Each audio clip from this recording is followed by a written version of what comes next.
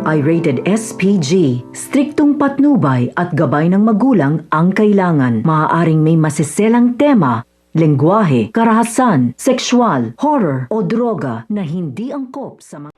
Muli ba kayang maibalik ang nakaraan nga nito ni Paulo at Marge dahil may namumuo na namang tensyon sa dalawa dahil nga madalas nga itong magkasama sa opisina at ngayon pangang itong si Paulo at Marge ay nagkakamalabuan na. Sinisisi nga ni Paulo itong si Marge na siyang pumapatay sa relasyon nila pati nga maging sa kanilang anak na si Jasmine dahil mag-isa nga nito ni Marge na dinala itong si Jasmine sa Hong Kong upang doon nga ipagamot.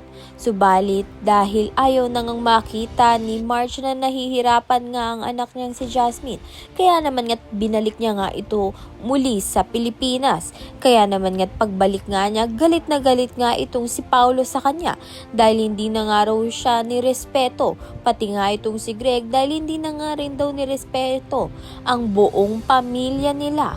Kaya naman nga't yan at iba pa ang dapat natin pakaabangan. Maraming salamat sa iyong panonood.